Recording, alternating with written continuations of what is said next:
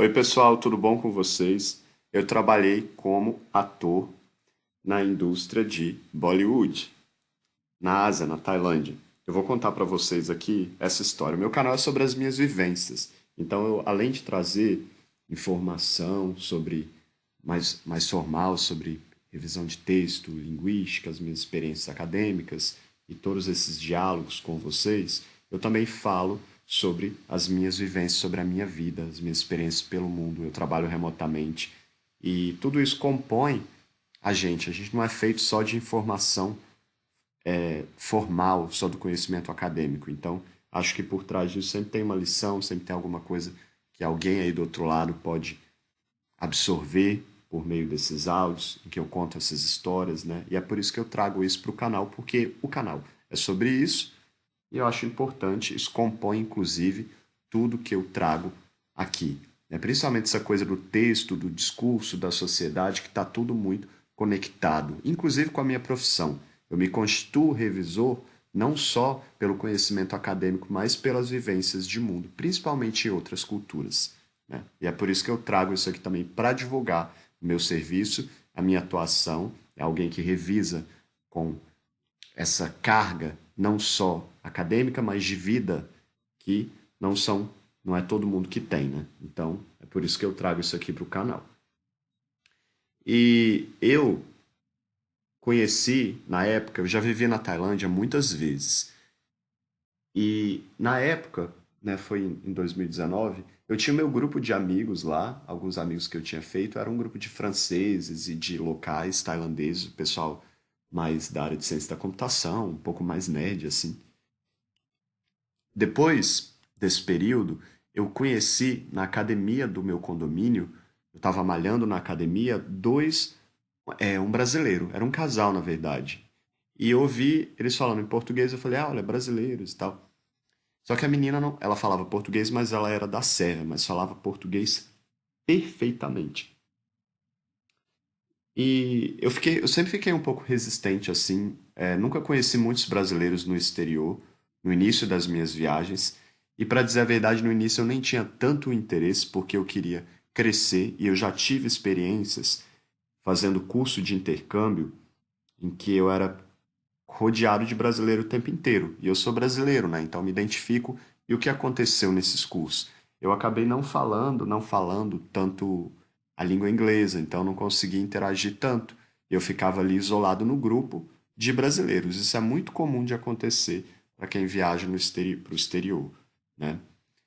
E brasileiros, povos latinos são assim, um pouco. O que tem a cabeça um pouco mais fechada, ou não sabem falar a língua para se comunicar com outras pessoas. Então, no início, para eu me forçar a melhorar o meu inglês, a conhecer mais gente, eu não me aproximava tanto de brasileiros. E essa foi a primeira vez nesses últimos anos que eu vivi assim, viajando, que eu conheci brasileiros assim, né? E que a gente ficou tão amigo por tanto tempo. E eu conheci esse rapaz e a namorada dele, e a gente ficou muito amigo. E a partir deles eu conheci outras pessoas. Eles eram modelos, eles trabalhavam com, com modelos, né? E eu nem sabia que isso existia, que isso funcionava desse jeito, né? Ainda mais em países asiáticos ou que havia essa indústria, esse mercado, inclusive um pouco informal muitas vezes, e que havia tantos brasileiros no mundo inteiro trabalhando com isso. Inclusive, eu, por meio dessa experiência, né, muita gente que trabalha como modelo nesses países assim, na Ásia, é um mercado um pouco mais informal e não tão reconhecido na indústria da moda. Então, eu quero dizer assim, uma pessoa que trabalha, isso é o que eu ouvi dizer, né, pessoal? Eu não sou da área, né, mas fez sentido quando me disseram. E foram muitos relatos de muitas pessoas. Então, o pessoal que trabalha com isso e, e atua na Ásia, na Turquia, nesses países assim, eles não são tão reconhecidos para o mercado da moda, porque o mercado da moda é mesmo dito ali na Europa, Milão, na Itália, na França, Nova York, na Ásia talvez Japão ali, mas não é uma coisa tão forte. Então eles acabam, o trabalho que eles fazem acaba não tendo, vamos dizer assim, tanto valor para outros trabalhos nesses países em que A indústria da moda é realmente forte. E eu conheci vários brasileiros, né? Muitos, os que faziam mais sucesso, eles pareciam um pouquinho asiáticos, eles tinham o olhinho um pouquinho amendoado, mais puxadinho, né? Principalmente mulher. E a gente ficou muito amigo. Eu conheci alguns donos de agência de modelo e comecei a tramitar no meio desse povo aí. E a partir disso, eu comecei a conhecer pessoas, algumas que vendiam os modelos, vamos dizer assim, intermediário entre a agência e o modelo, e algumas inclusive me chamaram para trabalhar, para fazer algum serviço, né, de fotografia. Eu acabei recusando quase todos porque eu trabalho com revisão de texto e eu não tinha tempo, né? E eu nunca quis trabalhar com essas coisas, achava esse negócio, ainda acho, não tem nada a ver comigo, com o meu perfil. Mas eu acabei conhecendo depois uma moça, aliás, duas, que trabalhavam escalando atores e figurantes e modelos para filmes e séries, né? Tanto na Tailândia, tailandeses, quanto de outros países. Eu conheci essa moça que trabalhava com cinema indiano. E o meu amigo tinha falado de mim para ela, né, no início, depois ele mandou umas fotos minhas lá, e eu sempre tive muita curiosidade com o cinema. O pessoal que me conhece aí, o pessoal da minha cidade, por exemplo, minha adolescência inteira eu dizia que eu ia ser cineasta. Eu me refiro aqui à parte mais técnica de produção dessas coisas. E eu fiquei interessado para conhecer mesmo, né, para saber como é que funcionava. Ele mandou lá minhas fotos lá e a mulher falou: "Ah, fala para ele vir". E eu trabalhei várias vezes, não foi só uma, como ator em filmes lá, séries, filmes, mas principalmente com esse pessoal da indústria de Bollywood. Eu nem sei que filme que era, nem me interessa para dizer a verdade, porque é uma coisa assim foi uma coisa tão aleatória, né? Mas eu acho que o que eu levei de positivo da experiência foi conhecer esse mercado, esse mundo, essas pessoas, né? Foram as vivências em si, não a coisa do prestígio, a coisa de, né, eu não me interesso por essas coisas tanto não, pessoal. E muito menos pelo dinheiro, porque nem era tão significativo e eu tenho a minha profissão, que é a revisão. Eu sou revisor de texto, né? Eu não pretendo abandonar minha profissão. Ela me faz muito bem, me faz muito feliz, eu gosto muito de ajudar as pessoas, é isso que eu faço, é com isso que eu trabalho. Eu fui, a primeira vez foi muito estranho para mim. Eu tive de repetir uma cena não sei quantas mil vezes. Eu trabalhei durante 12 horas repetindo a cena. Às vezes a gente não fazia nada, eles davam café da manhã pra gente, levava. A gente se encontrava num local, eles levavam a gente de ônibus pro estúdio, pra parte lá de gravação, montavam o estúdio onde quer que eles estivessem. Já foi gravar na praia, por exemplo. E quando você é figurante, você ganha menos e eles pediam para você levar a sua própria roupa de casa. Quando, mas já aconteceu de me colocarem como ator principal. Essas vezes como figurante, eles não podem tirar foto do rosto, até porque depois tem que te pagar um pouco mais, você pode processar eles por uso da imagem, esse tipo de coisa, geralmente eles pagam um pouco mais, para figurante é um pouco menos, né? E eu achei muito bom, muito positivo pro lado de me soltar mais. Então, no início eu achava assim, meu Deus, vou aparecer no filme, eu ficava com vergonha, eu sou um pouco tímido. E depois eu fui me soltando e é todo mundo junto fazendo, é um grupo de pessoas, 20 pessoas, 30 pessoas, interagindo também com os atores, com os produtores, e é muito legal. Então foi uma experiência assim que me trouxe muita energia boa. Eu me senti, eu ia mesmo, na verdade, para fazer mais amizades, para poder ver por curiosidade como é que isso funcionava. E eu aprendi muita coisa interessante sobre isso, de vivência mesmo para a vida, sabe, pessoal? A gente não é todo dia que você vai ver esse tipo de coisa, inclusive vai trabalhar com esse tipo de coisa. Então, coisas que eu levo aí para essas minhas histórias da minha vida, assim, que vale a pena, e valeu a pena ter vivido isso, sim, valeu muito a pena. Eu tinha de repetir muitas cenas, eram cenas, por exemplo, no auditório, então você tinha que fingir que você estava ali assistindo a uma palestra, e às vezes o câmera focava, né, pedia para alguém participar do elenco principal, né? E isso aconteceu comigo. E a cena, às vezes a gente tinha que repetir a cena muitas vezes e ocorria também de às vezes a gente não ter que fazer nada porque eles não conseguiam se organizar direito. E tudo dependia do perfil do filme, do momento da cena, do tipo de pessoa que eles colocavam lá. Tinha muitos russos, os estrangeiros na Ásia, eles fazem a festa com essa coisa da imagem, da beleza, porque a gente é muito bem tratado, principalmente estrangeiro branco, na Ásia. E há muitas oportunidades, não só na indústria da moda, né, de emprego mesmo para estrangeiros, né? Eles têm uma admiração, assim, o pessoal para tirar foto. Em alguns países, não são todos os países, para tirar foto com você na rua. Não, cansei de contar a quantidade de vezes que o povo pedia para eu tirar foto com eles na rua. Deixa eu tirar foto com vocês, não sei o quê. E então eles gostam muito. E tem gente que tira vantagem disso mesmo, né? Conviver com essas pessoas, pessoal, conheci muita gente rica, conheci muitos artistas asiáticos, muita gente famosa, com muito dinheiro. Vocês sabem como é essas coisas no mundo de artistas, como é que isso funciona. E não é um mundo que eu não pertenço a esse mundo, né? E foi legal esse período que eu convivi com essas pessoas. Tinha acesso a muita coisa, tinha acesso a você podia ir é muito comum na Tailândia, em Bangkok, pagar para entrar em boates. Então, eu acabei indo em um monte de boates sem ter que pagar nada, porque eu conhecia e porque eu trabalhava também, trabalhei algumas vezes com isso lá, assim como os modelos também não. E não pagava nem para beber, recebia ticket de bebida de graça, porque você era meio que vendido ali com a sua imagem, principalmente estrangeiro nesses lugares. Eu fiz muitos amigos nesse período, muitos amigos mesmo.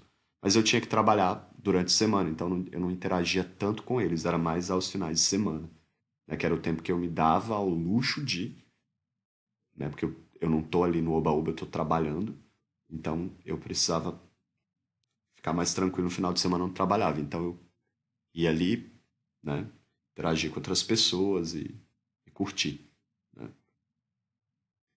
Dar ao luxo não, né? Isso não tem nada a ver com dar ao luxo. É o básico, né? Da vida. Se eu ainda estivesse fazendo isso ali durante a semana, né? Mas eu sempre tive, graças a Deus, muito trabalho e sempre fui muito focado nisso. Mesmo viajando, eu nunca me distraí. Nunca consegui me sentir tão distraído por estar em outro país, entendeu? Então eu sempre fiquei muito focado no meu trabalho, porque é uma coisa que me move muito.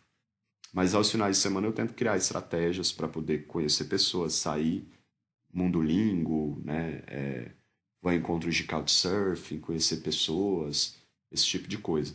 Conheço muita gente em comunidades pela internet, ou vou a eventos e acabo fazendo amizade ali, conversando aleatoriamente com pessoas, fazendo contato na vida real mesmo. Eu, uma vez, uma dessas outras vezes em que eu fui atuar lá novamente, a moça tinha me chamado, falou, você pode vir, inclusive para outros trabalhos de coisas de foto, mas para isso daí eu nunca quis fazer porque eu tinha vergonha e não achava que era o meu perfil, achava meio nada a ver assim, entendeu? Aí eu nunca fui nas vezes em que me chamaram para fazer essas coisas. Inclusive conheci um brasileiro que estava ganhando muito dinheiro lá com isso, ele tinha parado lá aleatoriamente viajando. E ele nem era padrão de beleza, assim, nem nada, uma pessoa super comum no Brasil, mas ele tinha o olhinho meio amendoado, assim, meio puxadinho. E ele tava aparecendo em tudo quanto era comercial, fazendo bastante sucesso, inclusive não tinha nem altura, assim, sabe? E depois, em uma dessas outras gravações, eu tava andando, né, fui tomar café lá, eles dão comida pra você, pessoal, dão café da manhã, dão almoço, a comida meio indiana lá. Eu ia para fazer esses filmes indianos mesmo, e era muito engraçado, inclusive. Conhecia muitas pessoas, fazia contato com outras pessoas, tinha muito europeu, muito russo. Com os russos era um pouco mais difícil, eles ficavam lá no grupinho deles, não interagiam tanto. Muito árabe. E eu estava passando perto do diretor e do cameraman lá. E eles pegaram e me pararam e falaram: "Ah, você vai vem cá". Ficaram olhando pra mim assim demais, assim, sabe? Você vai, você quer ser o ator aqui? Eles precisavam de um repórter. Era uma cena que era um protesto e a polícia chegava, tinha esse grupo, eram umas 30 pessoas protestando com cartazes, né, que eram os figurantes, e tinham os atores principais ali, né, que era o entrevistado, e os jornalistas que tinham que falar, conversar com os entrevistados, e a polícia chegava. Era uma cena, né, uma cena muito curta, pessoal. Geralmente cenas são curtas, mas eles ficam horas ali gravando. Aí manda gravar de novo e tal. E eu recebi um pouco mais, eu ganhei um pouco mais por aparecer na cena, como aparecer o meu rosto, né? E por eu ter que falar também na cena, durante a entrevista com o entrevistado lá. Eram três jornalistas, né? E a gente também às vezes ficava fazendo anotações em um caderninho, fazendo perguntas. E, gente, para mim era uma coisa muito aleatória, porque eu era chamado para fazer essas gravações e elas não tinham continuidade, então eu nem entendia o que que eles faziam com isso depois, porque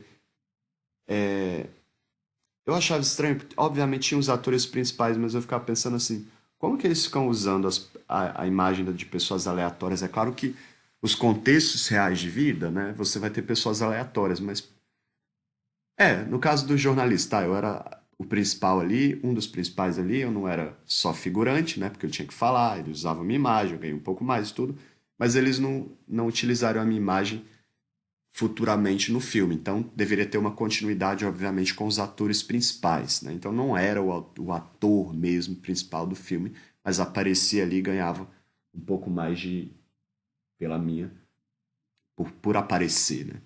E foi tão legal ter conhecido essas pessoas, ter interagido com essas pessoas, ver como é que essas coisas funcionam mesmo na prática. Eu sempre tive muito interesse em cinema. E eu estou por aí em algum filme em Bollywood. E eu me orgulho disso, pra dizer a verdade, sim. É uma história que eu acho legal contar. Não foi só uma vez. Não, jamais pensei que eu apareceria em algum filme assim. E foi válida a experiência. Achei legal contar e compartilhar isso aqui com vocês, pessoal. Tchau, tchau. Um abraço a todos. Se inscrevam no meu canal. Vocês sabem que o meu canal tem esse perfil de coisas aleatórias. Eu falo sobre muitas coisas aqui. Eu trago muitas reflexões, mas isso compõe a vida, né? A gente precisa se desarmar um pouco das coisas do cotidiano, da, dos nossos problemas, né? Para a gente de fato viver, porque a realidade ela tá fora da nossa cabeça, ela tá no cotidiano, no dia a dia, ela tá na vida real, com as pessoas que são mais reais. E o YouTube mesmo traz isso, né? Então, eu, inclusive com o canal, comecei um pouco a me desarmar com essa coisa do meu discurso de profissional, de revisor. Eu penso que talvez isso possa prejudicar a minha imagem de trabalho, mas na verdade não. Tem muita gente que procura os meus serviços porque se identifica com essas histórias, porque acha interessante ver que eu sou uma pessoa de verdade, que eu sou uma pessoa real, né? E sou uma pessoa que trabalha nessa área, uma pessoa capacitada, bastante capacitada, na verdade, e que isso compõe a minha formação, inclusive. Essa parte principalmente humana, né? Eu não sou uma máquina, eu sou uma pessoa. Pessoal, um abraço a todos. Tchau, tchau.